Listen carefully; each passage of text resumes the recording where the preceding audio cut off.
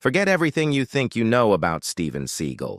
Forget the direct-to-video movies, the questionable fashion choices, and the late-night television parodies.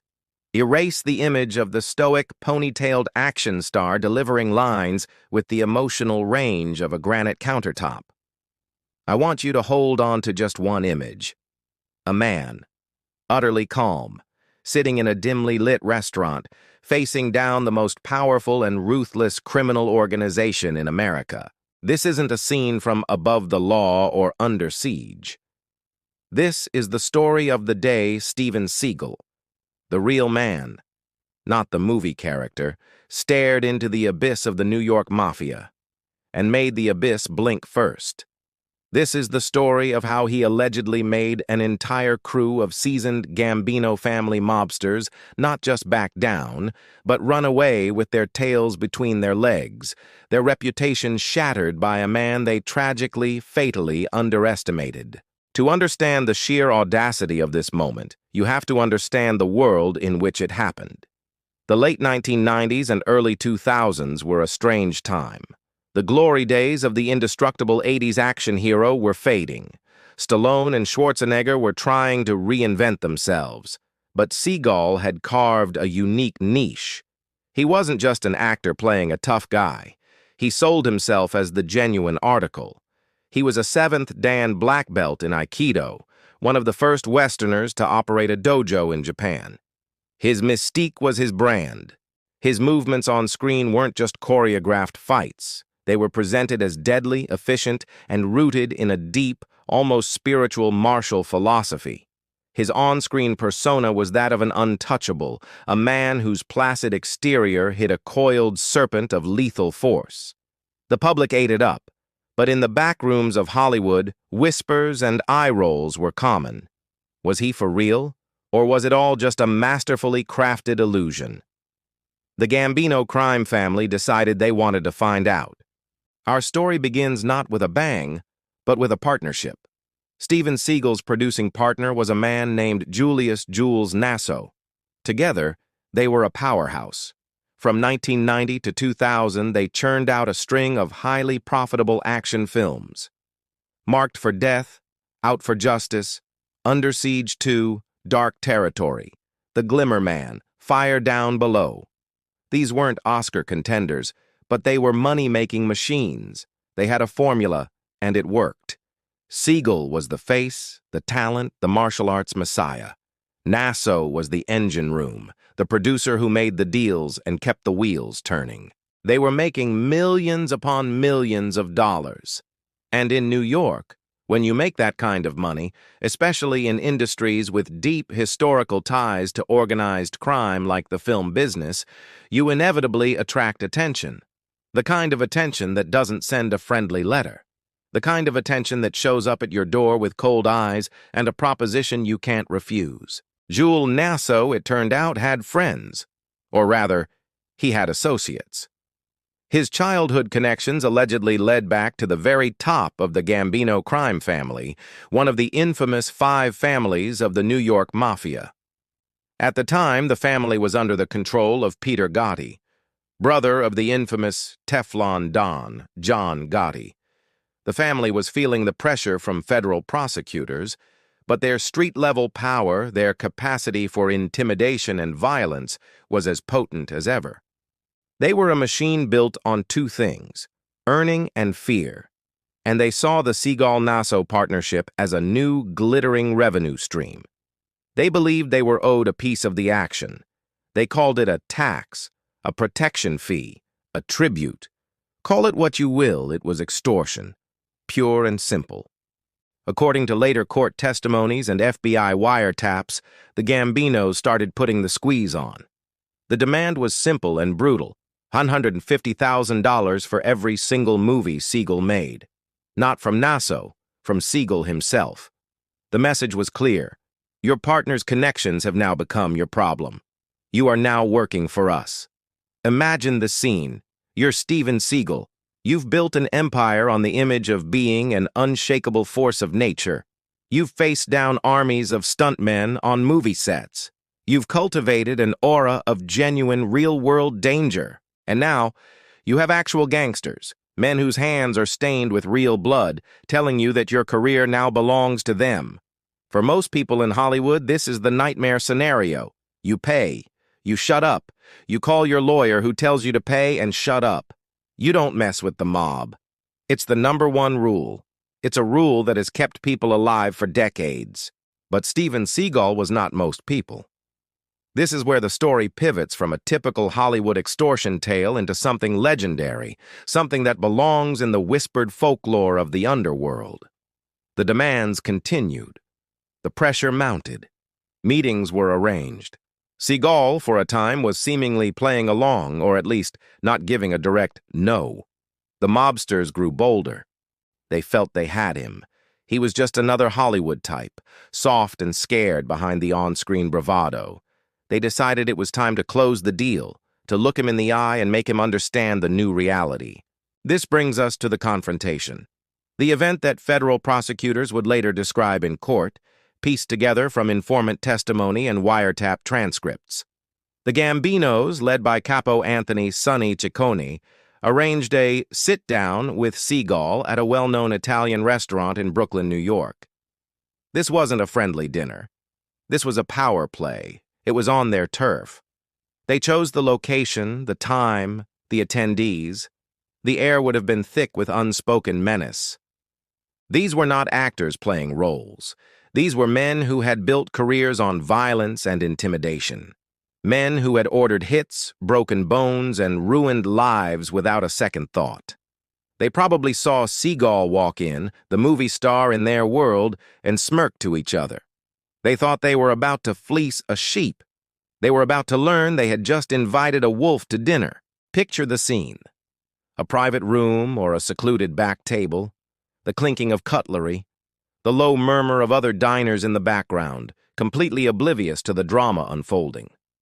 On one side, Sonny Ciccone and his crew. Enforcers. Hardened men with cauliflower ears and dead eyes. They would have been dressed impeccably, their suits doing little to hide the bulk of their shoulders. Their confidence would have been absolute. They held all the cards. On the other side, Steven Seagal. He didn't come with an army of bodyguards. He came alone. He sat down. He was calm. Not the forced calm of a scared man trying to act tough. It was a different kind of calm. A deep, centered stillness that was utterly alien in this environment of loud posturing and aggressive energy.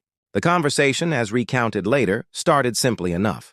The mobsters laid out their terms again. It wasn't a negotiation, it was a declaration. You work for us now. Every movie you make, we get a piece. 150 grand. It's the cost of doing business. They leaned in, their voices dropping to a gravelly, threatening tone. They probably spoke of Nassau, reminding Seagal of the connections, implying that his own partner was complicit. They were trying to isolate him, to make him feel trapped. This is the moment where 99.9% of people would have folded. Their hands would tremble, their voice would crack. They would agree to anything to make these men go away. Seagal did something else. He listened. He let them finish their entire speech. He let them lay all their threats on the table. He just sat there, his posture perfect, his breathing even.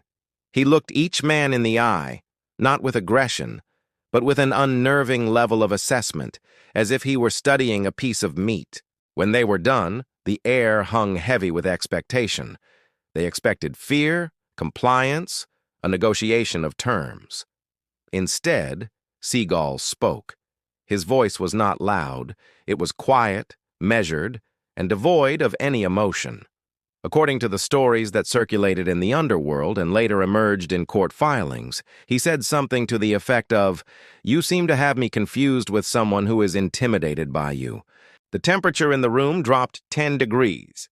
The mobsters, so used to immediate deference, were momentarily stunned.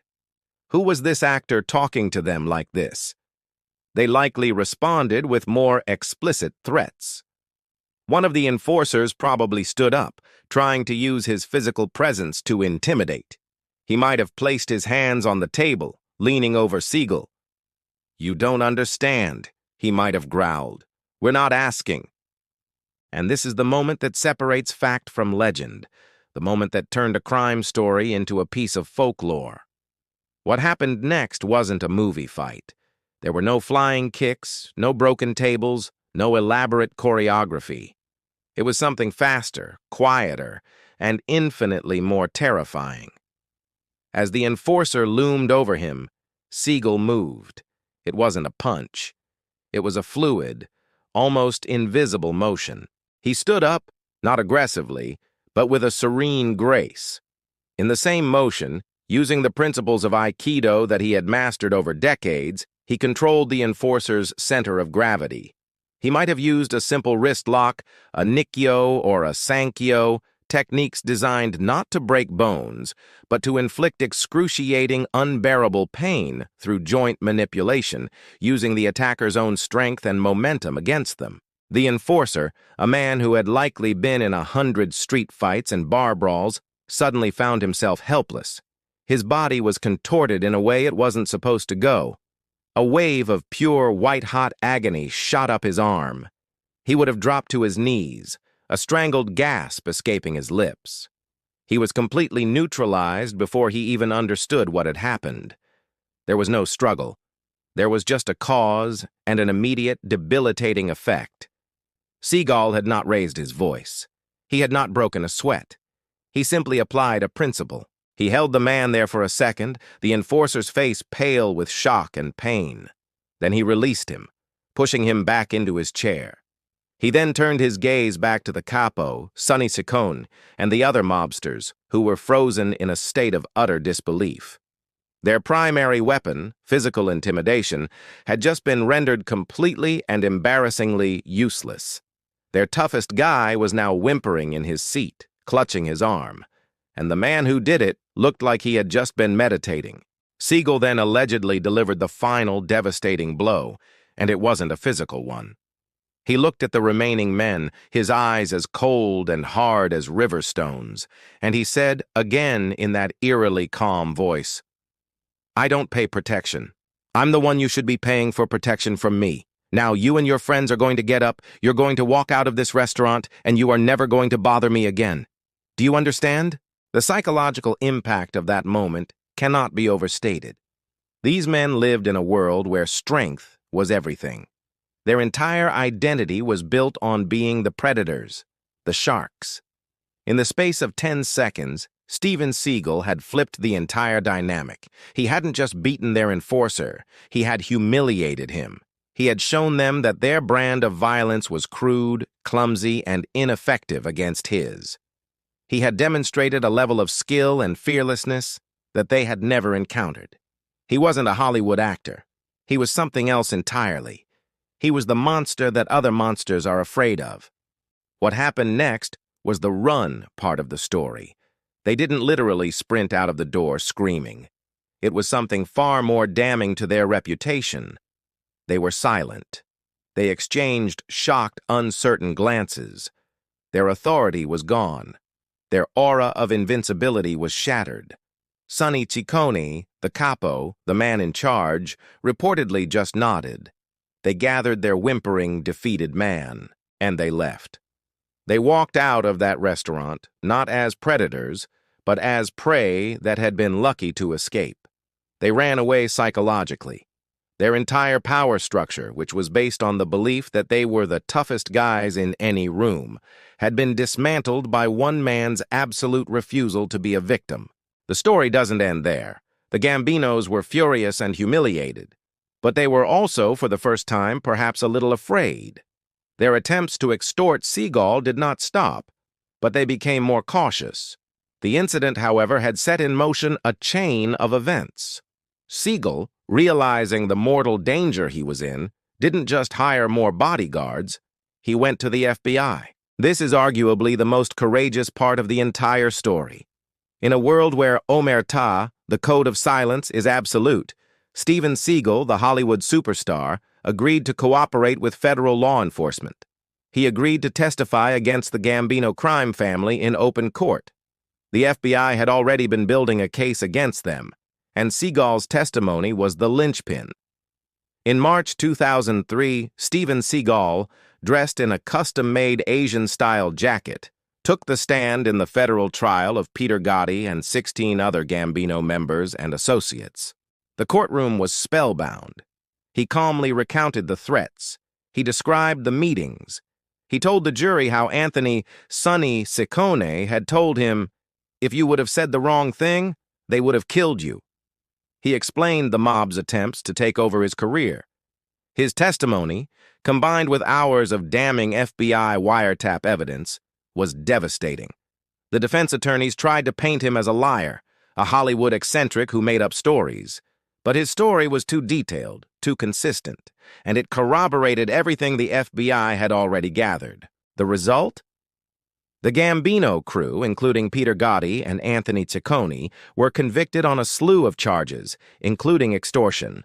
They were sent to prison for long sentences. Steven Seagal had not only faced them down in a restaurant, but he had also faced them down in a federal courthouse and systematically destroyed them. He cut the head off the snake. So, we have to go back to the original question. Is Steven Seagal for real? On that day, in that restaurant, the answer was an undeniable, terrifying yes. He took the fantasy of his on-screen persona and made it real in the most high-stakes environment imaginable. He didn't just make a gang run away, he dismantled a piece of their criminal empire. He proved that the core philosophy of Aikido, of using an opponent's energy and aggression against them, of maintaining a center of calm in a storm of violence, wasn't just a cinematic gimmick. It was a real-world weapon, and he was a master of it. Today, it's easy to dismiss him.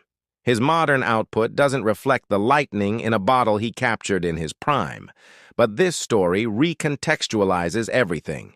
It suggests that beneath the layers of Hollywood artifice there was, and perhaps still is, a man of extraordinary skill and iron will. A man who faced down one of the most feared criminal organizations on the planet and didn't just survive, but won. He didn't need a script, a stunt coordinator, or a special effects team. All he needed was his training, his philosophy, and a level of courage that few people possess. The day Steven Seagal made an entire gang run away wasn't a movie. It was the moment the myth became a man, and that man became a legend in the one place where legends are forged in blood and fear: the real world.